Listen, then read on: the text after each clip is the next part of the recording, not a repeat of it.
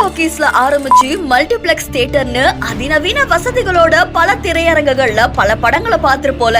ஆனா இது என்னப்பா பலூன் திரையரங்கம்?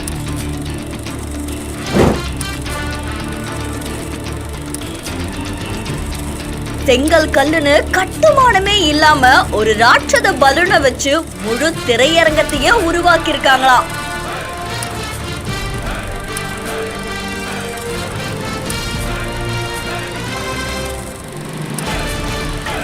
உலக நாடுகளே வியந்து போற மாதிரி நம்ம தமிழ்நாட்டுல முதல் முறையா கட்டப்பட்டு இருக்கிற இந்த பலூன் தியேட்டர் எங்க உருவாகி இருக்கு, எப்படி உருவாகி இருக்குன்னு தெரிஞ்சுப்போமா?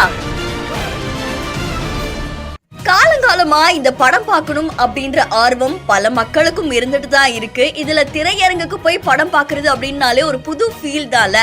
அந்த வகையில பலவிதமான திரையரங்குகள் அதிநவீன வசதியோடு உருவாக்கப்பட்டிருக்கு.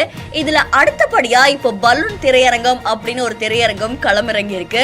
தர்மபுரியில இருக்கக்கூடிய பொம்மிடி அப்படின்ற கிராமத்துல தான் ஒரு பூங்கா செட்டோட மிகப்பெரிய ராட்சத பலூன் திரையரங்கம் நிறுவி இருக்காங்களாமா. இந்த திரையரங்கு முழுக்க ஏசி செட்டப்போட நிறுவப்பட்டிருக்கு. அதுவும் தமிழ்நாட்டிலே முதல்ல இந்த ராட்சத பலூன் நிறுவப்பட்டதா சொல்லப்படுது. கூட கண்டெய்னரோட இது வடிவமைக்கப்பட்டிருக்காமா. இந்த பலூன் திரையரங்குக்குள்ள அதிநவீன வசதிகளோட படம் பார்க்கலாம் அப்படின்னு சொல்லப்படுது. அது மட்டும் இல்லாம வெறும் 3 மணி நேரத்துல இந்த பலூன் திரையரங்க அப்படியே இன்னொரு இடத்துக்கு மாத்த முடியும் அப்படின்னு சொல்லியிருக்காங்க. ஜெர்மன் டெக்னாலஜியோட எந்த சைடு எஃபெக்டும் இல்லாம இந்த பலூன் திரையரங்கம் உருவாக்கப்பட்டிருக்கு அப்படின்னு சொல்லியிருக்காங்க. ஃபயர் சேஃப்டி மெஷர்மெண்ட்ஸோட இந்த திரையரங்க நிறுவி இருக்காங்களாமா. அண்ட் இதே மாதிரி பல இடங்கள்ல இந்த பலூன் திரையரங்க நிறுவனத்துக்காக பல பேரும் முன் வந்துட்டு இருக்காங்க அப்படின்னு சொல்லப்படுது. உண்மையா ஒரு திரையரங்குக்குள்ள நம்ம போய் உட்கார்ந்து படம் பார்க்கும் போது அதை எந்த மாதிரியான ஒரு ரசிப்பு தன்மையை கூட்டுமோ அந்த வகையில தான் இந்த திரையரங்கும் கட்டினதா சொல்லப்படுது. 140 இருக்கைகளோட இந்த திரையரங்க நிறுவி இருக்காங்களாமா.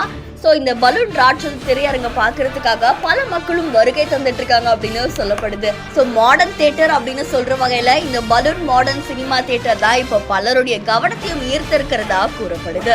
இந்த செய்தி தொடர்பான உங்களுடைய கருத்துக்களை நம்மளுடைய பிஹான்ஸ்ல பதிவு செய்யுங்க. மேலும் செய்திகளுக்கு ஃபாலோ பண்ணுங்க.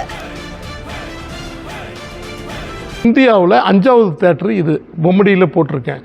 ஸோ அதனால் இங்கே நம்ம போட்டோம் அப்படின்னா கொஞ்சம் மக்களுக்கு என்டர்டைன்மெண்ட் நல்லா இருக்குமே அப்படின்னு சொல்லிட்டு ஒரு யோசனை பண்ணி நான் பிக்சர் டைமில் கேட்கல. ஓகே சார், ஒன்றும் பிரச்சனை இல்லை. தென் மாநிலங்கள் கர்நாடகா, கேரளா அண்டு பாண்டிச்சேரி, தமிழ்நாடு இதுக்கு நீங்கள் டீலர்ஷிப் எடுத்துக்கோங்க அப்படின்னு கேட்டாங்க. Okay, always welcome. அவங்க எனக்கு கொடுத்தது 60 லட்ச ரூபா தான் பட்ஜெட் கொடுத்தாங்க. பட் நாங்கள் என்ன பண்ணோன்னா 60 லட்ச ரூபான்றாலும் ஸ்பெஷலிஸ்ட், அதாவது பூங்கா போடுறது, இந்த அக்கோஸ்டிக் பண்ணுறது, ஃபால் சீலிங் போட்டது, மக்களுக்கு இது ஒரு தேட்டராக நான் காட்டணும். வெறும் பலூனுக்குள்ளே உட்காந்து பார்க்குறதோட தேட்டராக உட்காந்து பார்த்தோம் அப்படின்னா மக்களுக்கு கொஞ்சம் நல்லா இருக்குமே, என்டர்டைன்மெண்ட் நல்லா இருக்குமே அப்படின்னு சொல்லி இதை கொஞ்சம் மாடிஃபிகேஷன் நான் மாடிஃபிகேஷன் பண்ணி இந்த தேட்டரை நான் வடிவமைச்சோம். இது யார் ஐடியாவும் இல்லை, என்னுடைய சன் 2 பேர் இருக்காங்க, அருண் பிரவீன்ட்டு. அவங்களோட ஐடியா தான் இது.